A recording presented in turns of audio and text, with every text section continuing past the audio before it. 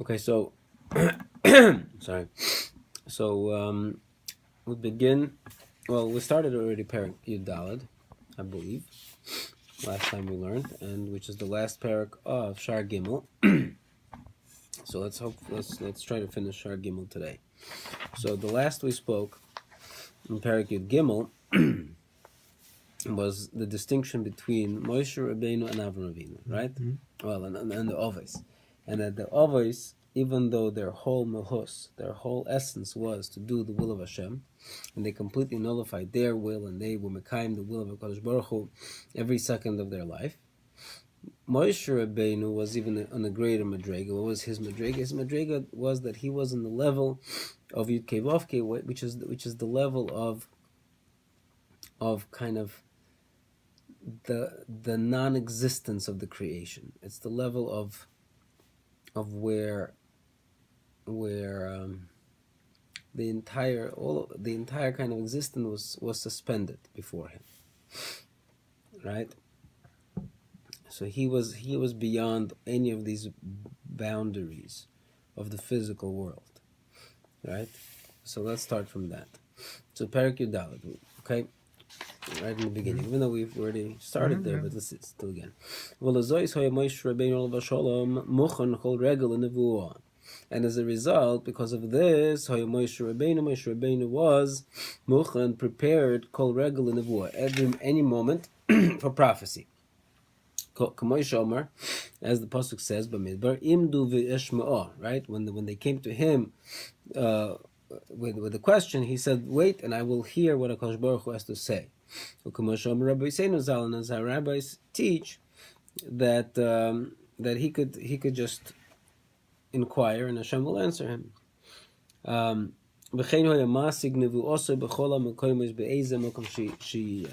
he would reach the Madrega of Nevuah, whatever place that he was in, right? So, I mean, he doesn't bring this, but that's why he had to also kind of separate from his wife after Matan Torah, because he had to be constantly available for HaKadosh Baruch Hu's speech. So, any place it didn't have to be at nighttime, it didn't have to be in his sleep. Anytime, any place, he was able to reach the HaKadosh Baruch Hu. B'hashva Gamura, and complete and total equanimity, without any difference at all. Like we say, find in Medrash and Shmois, B'amid Barabo, Parsha Yud Beis, B'chazia Siman Gimel, B'pasuk Shir Hashirim. It says Amud of Osa Kesef. He made beams of silver. And the Medrash says, Lama Dibra HaKadosh Baruch Hu im Moshe mitoich asnem. Why did HaKadosh Baruch Hu speak to Moshe from the sneh, this lowly thorn bush? Ulamedecha, to teach you, she'ein mokam ponui. There is no place that's empty, right? That's free of Shechina. Ba'aretz, in the land, ponui ma'ashchina, that is empty of Shechina. That even from amidst the thorn bush, Hashem was speaking to him. So in any place, any location was just as holy as any other location. Ad kan l'shoinim, that's the language. And that's again in accordance with his madrega, this awesome madrega of being completely above all existence. Right? And only this, that he asked of HaKadosh Baruch Hu, Hashem, please show me your kavod, your honor. Where meaning, what does that mean? What did he want? He wanted la'amoid al mahus zeha inyan hanoyer. He wanted to really truly understand this idea of Hashem's complete unity and complete, existence in every place. So how does this work out? That the earth exists, the world exists, and yet every single spot is completely permeated with Hashem's presence. How do those two things coexist?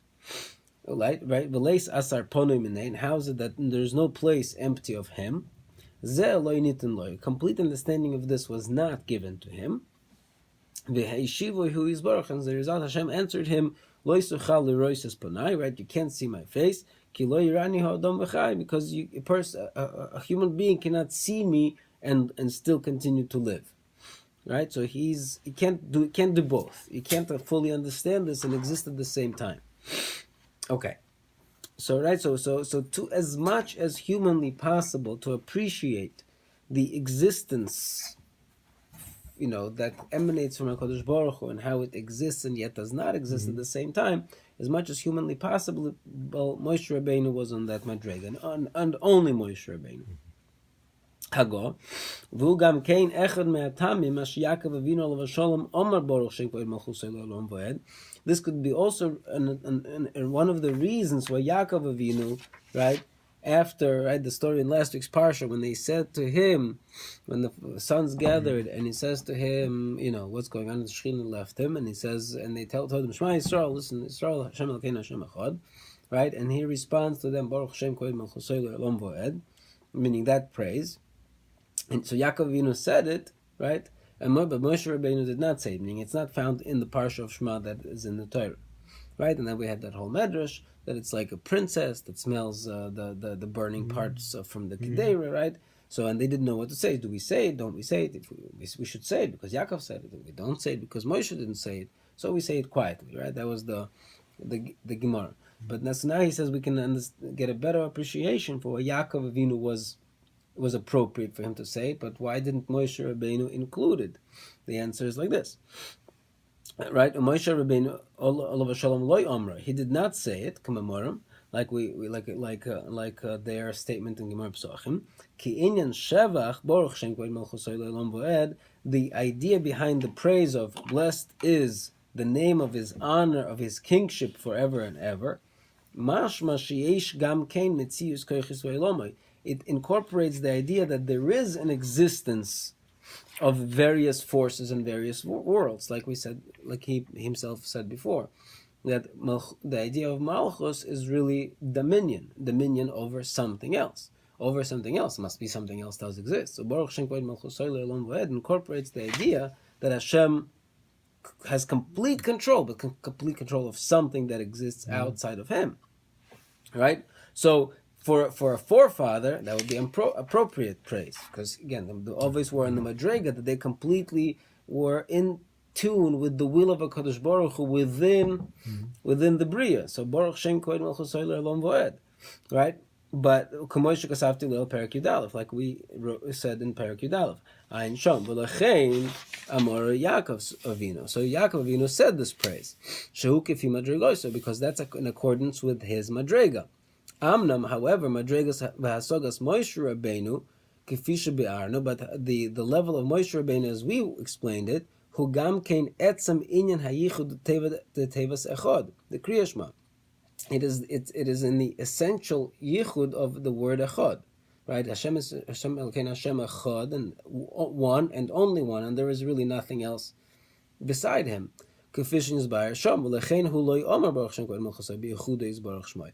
not in the unification that comes from Baruch Shem Kavod Malchusay Le'olam V'ed is not included in Moshe Rabbeinu's unification, because he has a higher level unification. He stops with Shema Yisrael Hashem Elokeinu Hashem Echad, and that's complete unification. There's nothing else to say, because there's nothing else that exists. Good. So continue.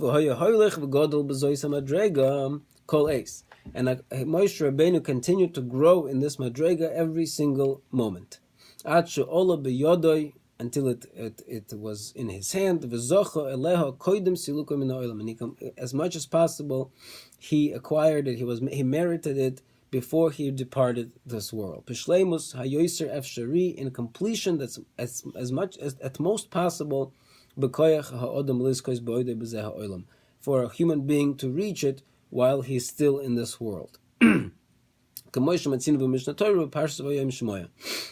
Like we find in Mishnah Torah, in Sefer Dvarim, in the second parsha of Shema, right? Shetchila Omar, first is the parsha begins, right? And it will be when you listen to Hashem's commandments, Le'ahavos Hashem Elokeichem, to love Hashem your God, right? So Moshe is speaking to Klal Yisrael, and he says, and he's saying this parsha. He says, it will be when you will listen to Hashem's commandments and you will love Hashem your God, right? So he's talking as if he's a third party. There's Klal Yisrael, there's Hashem, and he says, listen, guys, if you love Hashem, your God, etc., things will follow. What things will follow?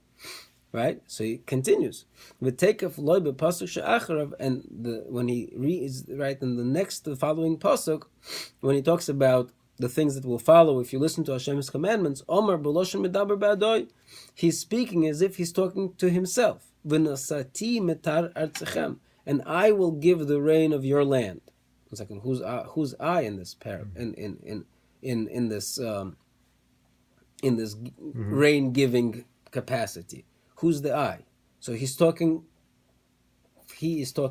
right? Moshe Rabbeinu is talking, but he's talking as if, he's the mouthpiece of HaKadosh Baruch Hu, right? Shehu hanoisen v'apoyel, as if he is the giver and he is the one who's acting. Ki hisbatel be'enei atzma memitzius klal, because he was completely nullified from any existence whatsoever. V'rak hashchina levad hamidaberes, and only the Shechina was speaking. So he says, "V'nasati," and I will give. So the famous Medrash says, the Zohar says that Shechina was speaking through the throat, through the vocal cords of Moshe Rabbeinu. Moshe Omer Kosov, again, like the pasuk itself really sounds, Peh el peh adaber boy, mouth to mouth, I will speak in him, right? So, what does it mean, Pel Pel Daber Boy? Again, simple meaning is that Hashem speaks to him face to face, right? Pel Pel meaning like you and I are talking, so he's talking to Hashem. But Pel Pel Daber Boy says V'loiksiv Elov. It doesn't say mouth to mouth, I speak to him.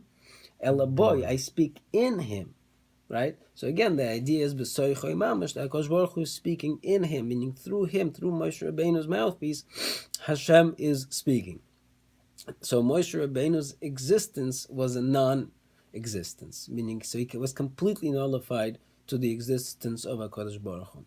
V'lezois hamadrega b'shleimus adayin lo yizocha eleho shum odam zulosoi. And to this complete madrega, no other person besides Moshe Rabbeinu has merited. Me'eis chet odam arishin, from the time of the sin of Odam Arishin. V'gam lo iske eleho shum enosh al yabeshta, and nor any person in the future will be zoiche to this madrega upon dry land. Ad bias hagoyel b'mheira v'yameinu, until the coming of the Mashiach speedily in our days. Right. So it sounds like besides Moshe, somebody else will be zoiche to this madrega. Who's that? That's going to be Mashiach. That's what it sounds like. As the Torah testifies regarding Moshe, there has not yet rose a prophet in Israel like Moshe. Parenthetically, even though it says the Torah is speaking in past tense, it has not yet rose a prophet like Moshe. Since the Torah is eternal, and the Torah is speaking also at any given generation. After passing of each generation from the world, the Torah can still say that not yet has arose someone like Moshe in this madrega, right? Meaning, so even though the Torah is speaking in past tense, it doesn't matter. The Torah, any moment is past tense for the Torah.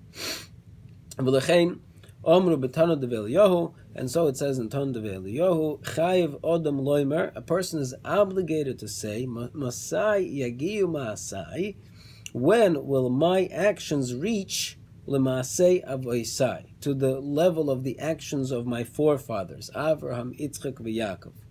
Right? Every person is obligated to ask himself, am I on the level of Avraham, Yitzchak, and Yaakov? What else can I do to be closer to the madrega of Avraham, Yitzchak, and Yaakov? Right? Masaya Giyuma Asai. When will my actions reach L'Maasei Avoisai, to the actions of my forefathers? Now, 1 second, so why forefathers? They did not include the question, when will I reach the level of Moshe Rabbeinu? Because there is no requirement or even hope or even an ideal, so to speak, that you have to reach the madrega of Moshe Rabbeinu. There's no such that Moshe Rabbeinu is a bria b'fnei atzmai.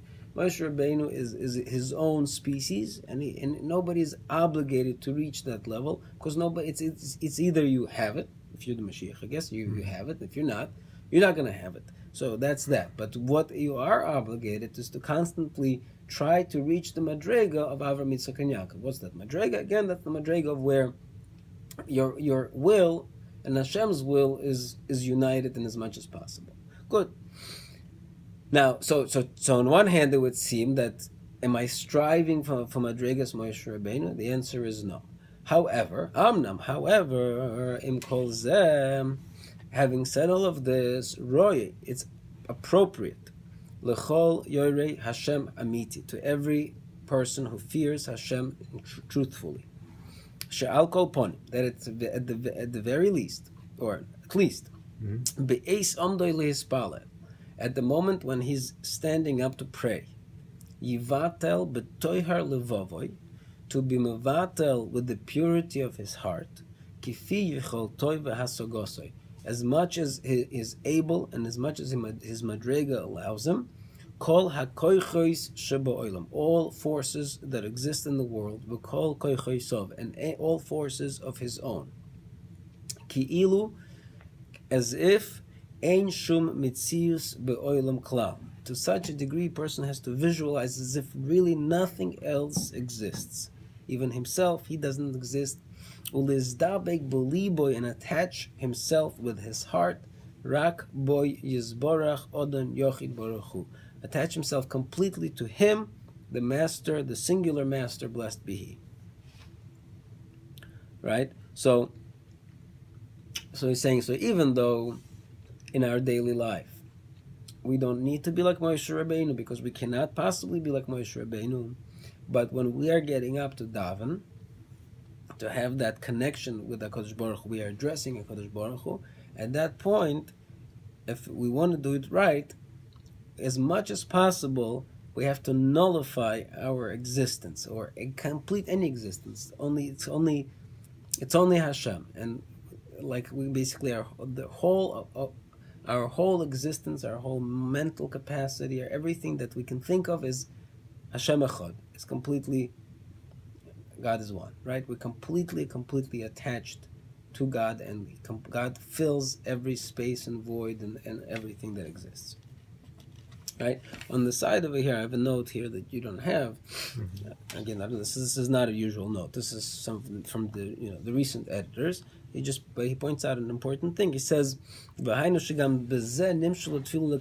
said a while back that karbonos, the Chazal point out that the only Shem Hashem that's used when it comes to karbonos is the Shem Yud Kei Vav Kei, right? Which is again that name that is, again, as much as possible, the idea of existence without existence is symbolized. So karbonos, which is the epitome of avodah to Hashem, right? It always represents like the classic service to HaKadosh Baruch Hu, can only be addressed to Hashem Echad, Yud Kei Vav Kei, right? Good. So he says tefillah and karbonos are in a way they're substitutes, right? We don't have karbonos today. We have tefillah that's a substitute for these karbonos. So the same kind of halachas that apply to karbonos, which is only to Hashem Echad, apply to tefillah, which is only to Hashem Echad.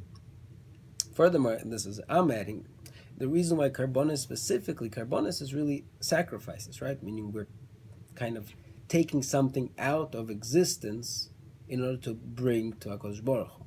And in a way they're replacing us. Meaning the idea of karbonos is I am vicariously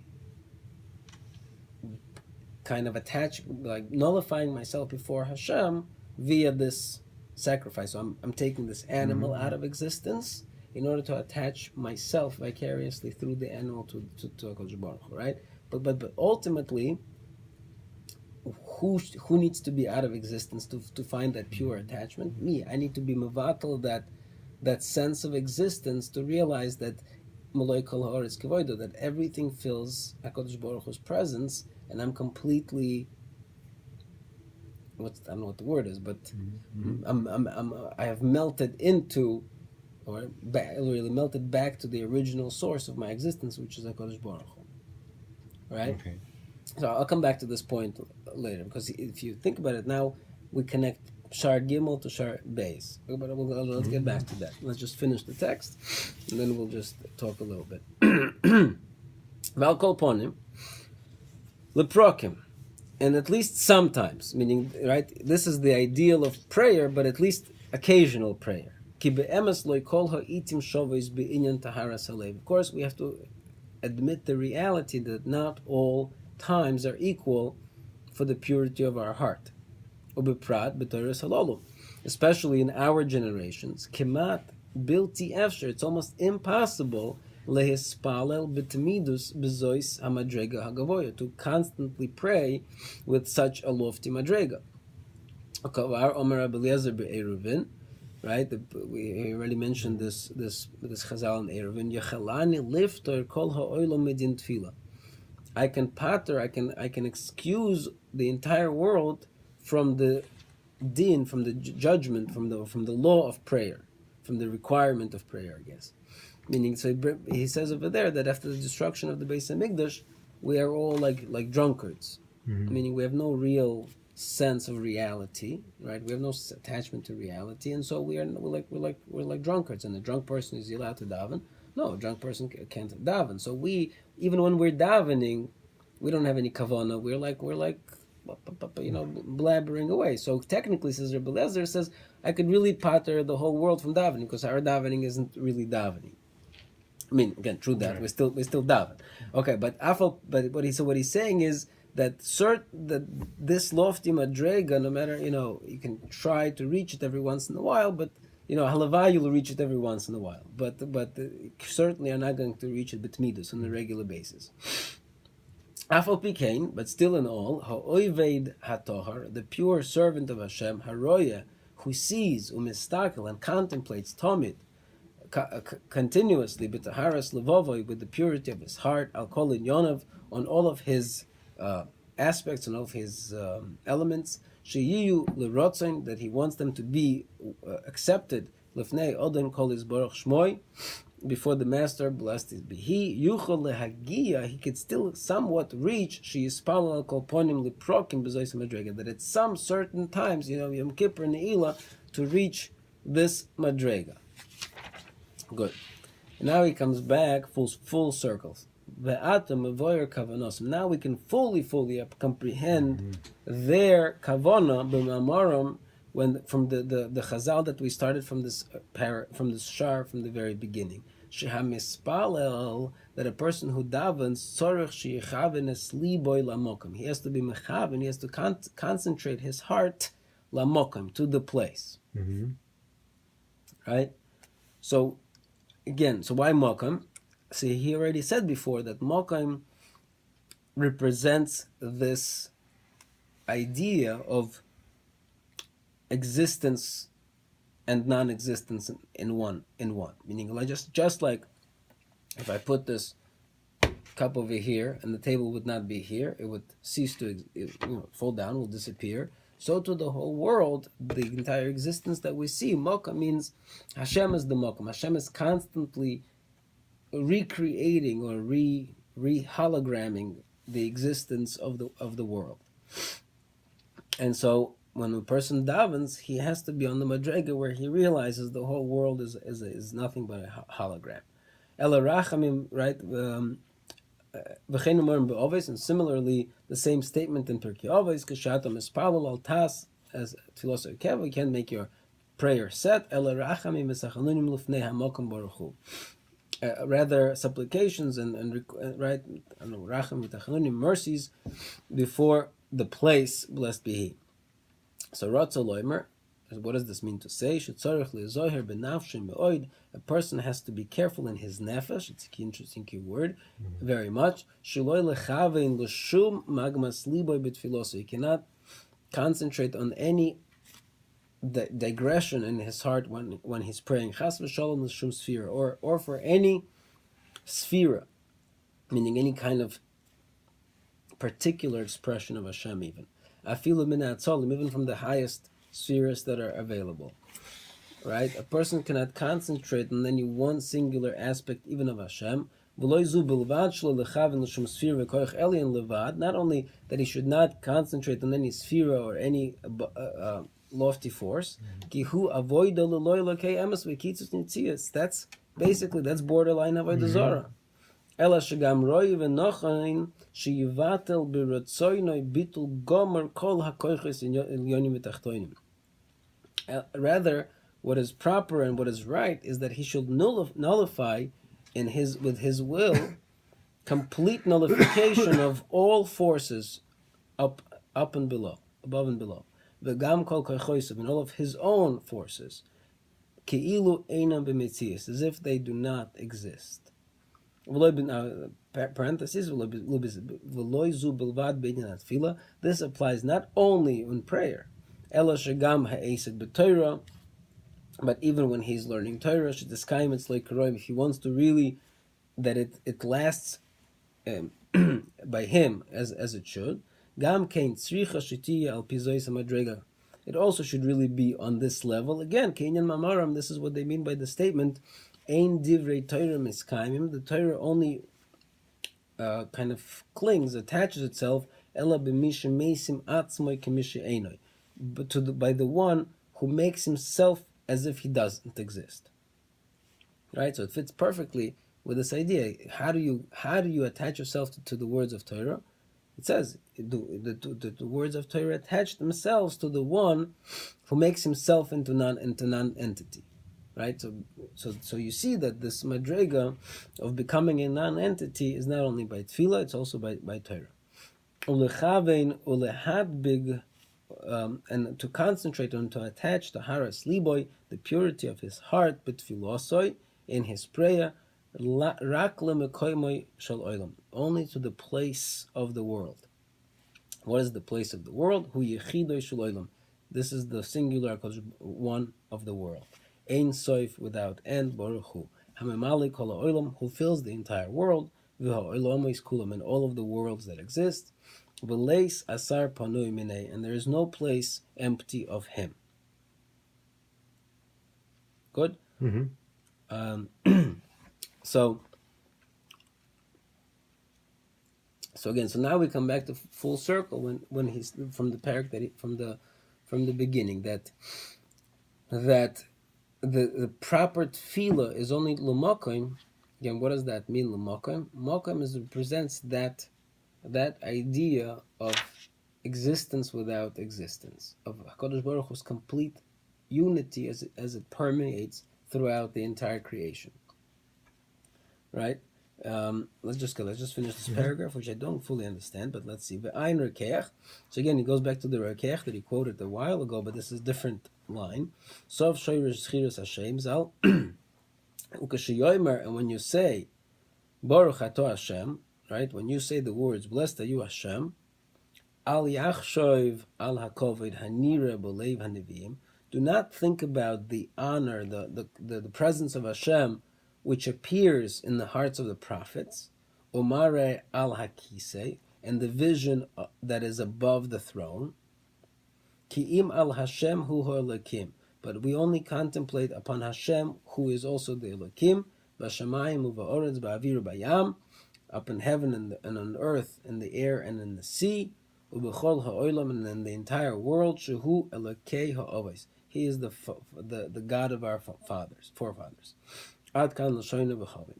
That's the end of his language, and contemplate these words. So again, you see in the Rakech that we're not even addressing Hashem the way he is described by the Nevi'im. We are addressing HaKadosh Baruch Hu right now as if he fills the entire creation, as if the entire creation is a hologram that's completely was breathed in for that second into existence, and it's not really in existence. Right, and if you really go back to Parak Beis, right, when he began to discuss the inyan of Makom, you see that he alludes to all of this really all the way back there. No, in Shar Gimel Parak Beis.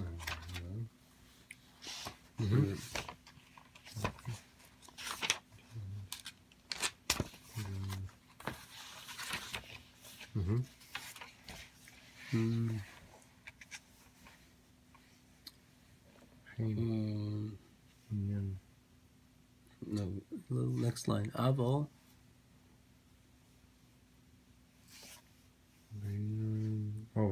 Right. Aval ha'olama is kulom, but all of the worlds, all of them, kol ikar his havus mitzuyusum kol rega, their essence of creation every moment, hurak mi'ito yizborach shmoy, are only from him, blessed be his name.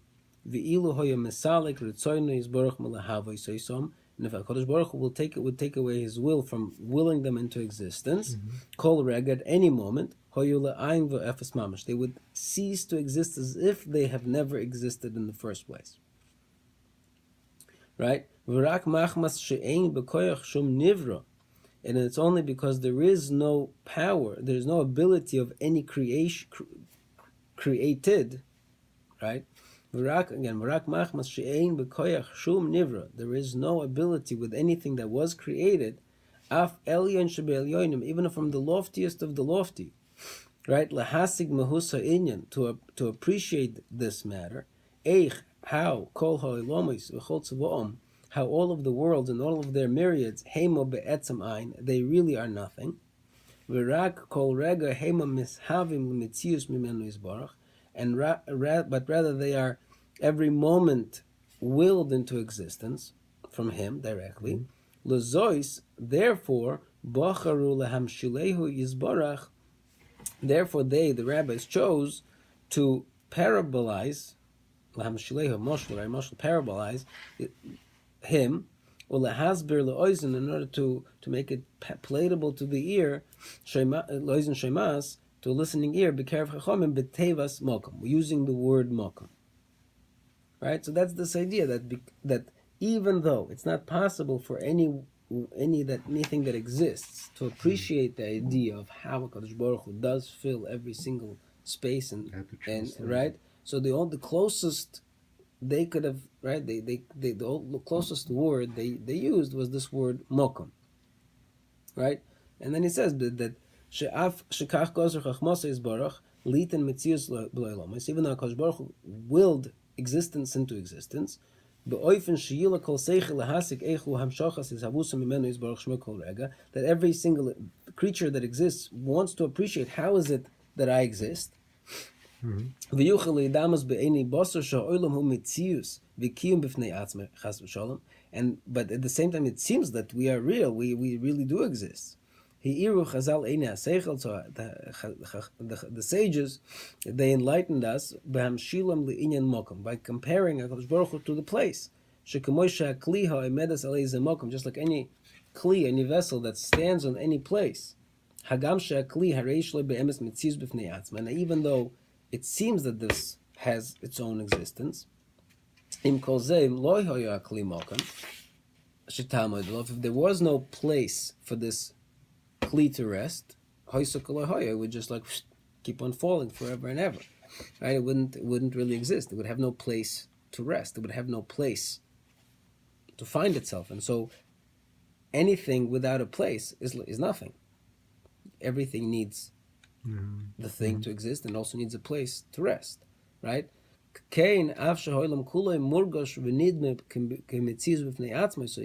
Similarly, even though you see the world and it seems like it exists, it's only because Hashem is its place. If not for the fact that He willed to be the place for the worlds to exist, and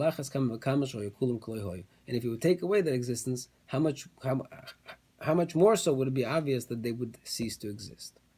Okay, so that was all the way back in Parak Beis, right? But now we made full circle with with Moshe and Ovis and Hashem and Lakim and all of that to fully kind of appreciate. I mean, this idea of a very basic idea that we say twice in the morning and at night, Shema Yisrael Hashem Elokeinu Hashem Echad, that this existence is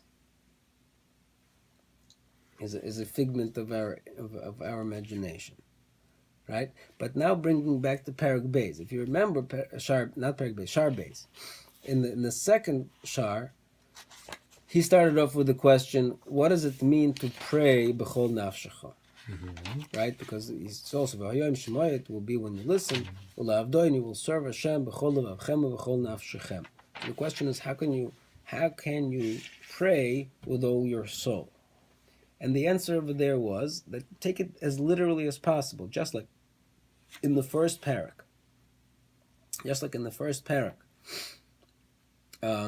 Right? It says, and